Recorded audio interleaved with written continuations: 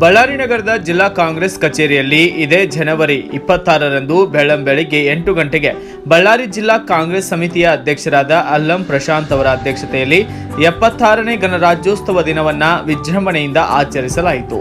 ಜಿಲ್ಲಾ ಕಾಂಗ್ರೆಸ್ ಅಧ್ಯಕ್ಷರು ಮತ್ತು ಜಿಲ್ಲಾ ಕಾಂಗ್ರೆಸ್ ಸಮಿತಿಯ ಪದಾಧಿಕಾರಿಗಳು ಹಾಗೂ ಕಾರ್ಯಕರ್ತರು ಸೇರಿ ಧ್ವಜಾರೋಹಣ ಕಾರ್ಯಕ್ರಮವನ್ನು ನೆರವೇರಿಸಿ ರಾಷ್ಟ್ರಧ್ವಜದ ಕೀರ್ತಿ ಪತಾಕೆಯನ್ನು ಹಾರಿಸಿ ಮಹಾತ್ಮ ಗಾಂಧೀಜಿ ಮತ್ತು ಡಾಕ್ಟರ್ ಬಿಆರ್ ಅಂಬೇಡ್ಕರ್ ಅವರ ಭಾವಚಿತ್ರಗಳಿಗೆ ಪುಷ್ಪಗಳನ್ನು ಸಲ್ಲಿಸುವ ಮೂಲಕ ಗೌರವ ನಮನಗಳನ್ನು ಸಲ್ಲಿಸಲಾಯಿತು.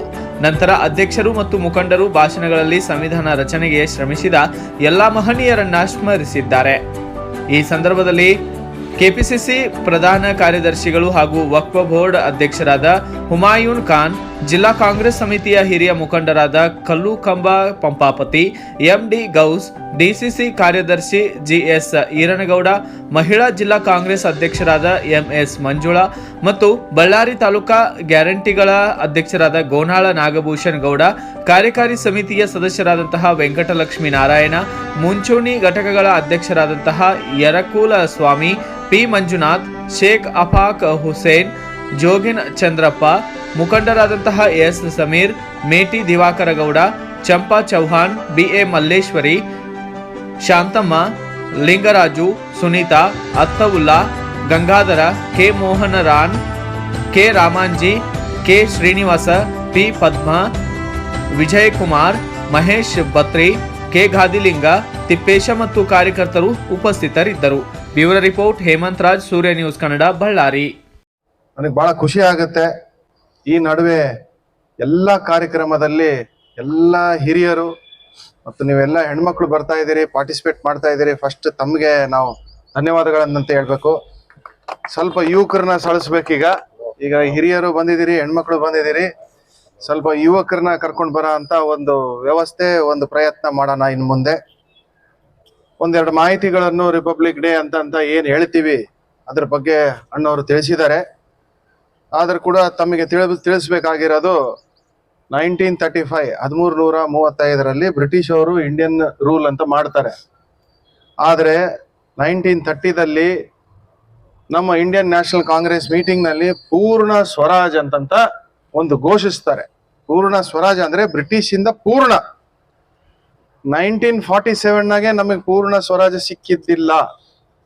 ಅದು ಇವತ್ತಿನ ದಿನ. ಎದಕ್ಕಂದ್ರೆ ನಮ್ಮದೇ ಆದಂತ ಒಂದು ಕಾನ್ಸ್ಟಿಟ್ಯೂಷನ್ ಬರ್ದಾಗ, ನಮ್ಮದೇ ದೇಶದಾದಂತ ಒಂದು ರೂಲು ಆಕ್ಟ್ ಬಂದಾಗ ನಮಗೆ ಅವರಿಂದ ಪೂರ್ಣ ಸ್ವರಾಜ್ ಸಿಕ್ಕಿದ್ದು. ಆದ್ರೆ ಸ್ವಲ್ಪ ಬಿಜೆಪಿ ಜನರು ಹೇಳ್ತಾರೆ ಮೋದಿ ಬಂದ್ಮೇಲೆ ಅವರಿಗೆ ಸ್ವಾತಂತ್ರ್ಯ ಸಿಕ್ಕಿದೆ ಅಂತಂತ ಹೇಳ್ತಾರೆ. 1947 ಕಮಿಟಿಗಳು ಮಾಡಿ BR ಅಂಬೇಡ್ಕರ್ ಅವ್ರನ್ನ ಕುಂದುರ್ಸಿ 3 ವರ್ಷ ಸತತವಾಗಿ 165 ಮೀಟಿಂಗ್ಸ್ ಇಡೀ ದೇಶದಲ್ಲಿ ತಿರುಗಿ 9 ಸೆಷನ್ಸ್ ಮಾಡಿದ್ರು ಸರ್. 9 ಸೆಷನ್ಸ್ ಅಲ್ಲೆಲ್ಲಿಂದ ಕಾನ್ಸ್ಟಿಟ್ಯೂಷನ್ ಮಾಡ್ಲಿಕ್ಕೆ ಆಗ್ತಾ ಇದ್ರು, ಪಾಯಿಂಟ್ ತೆಗಿತಾ ಇದ್ರು, ಆಗ್ತಾ ಇದ್ರು, ತೆಗಿತಾ ಇದ್ರು. ಅವತ್ತು ಮೂಲೆ ಮೂಲೆ ಒರಿಸ್ಸಾ ಇರ್ಬೋದು, ತಮಿಳುನಾಡು ಇರ್ಬೋದು, ಪ್ರತಿ ಮೂಲೆ ಪ್ರತಿ ಜಾತಿ, SC ST ಬ್ರಾಹ್ಮಣರು ಪ್ರತಿಯೊಬ್ಬರದು ಒಂದು ವಿಷಯಗಳು ತಿಳ್ಕೊಂಡು, ಅವ್ರ ಅಭಿಪ್ರಾಯಗಳನ್ನು ತಿಳ್ಕೊಂಡು ಈ ಕಾನ್ಸ್ಟಿಟ್ಯೂಷನ್ ರಚನೆ ಆಗಿತ್ತು. ಅಷ್ಟು ಸುಲಭವಾಗಿ ಕಾನ್ಸ್ಟಿಟ್ಯೂಷನ್ ಅಂತಂತ ಹೇಳಲಿಕ್ಕೆ ಅವರು ಬಹಳ ಸುಲಭವಾಗಿ ಒಂದು ಬುಕ್ ಅಂತಂತ ಟ್ರೀಟ್ ಮಾಡ್ತಾ ಇದ್ದಾರೆ. ಅದು ಒಂದು ಇಡೀ ದೇಶಕ್ಕೆ ನಮ್ಗದೊಂದು ಗ್ರಂಥ. ನಮ್ಮ ಸಮಾಜದಲ್ಲಿ ಬೈಬಲ್ ಇರ್ಬೋದು, ನಮಗೆ ಗೀತಾ ಇರ್ಬೋದು, ಕುರಾನ್ ಇರ್ಬೋದು, ಹೆಂಗೆ ಜಾತಿಗಳಿಗೆ ಒಂದಿದೆ, ದೇಶಕ್ಕಾದಂತ ಅದು ಒಂದು ಗ್ರಂಥ, ಪುಣ್ಯವಾದ ಗ್ರಂಥ.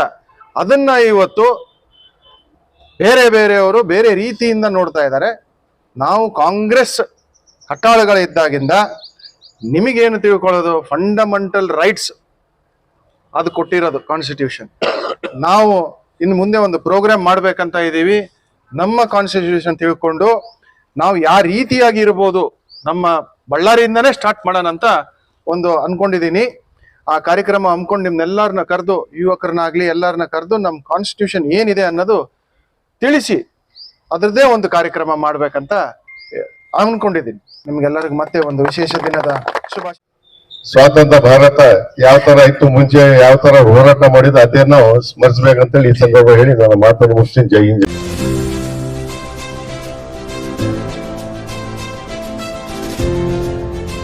ಇದು ಸೂರ್ಯ ನ್ಯೂಸ್ ಕನ್ನಡ.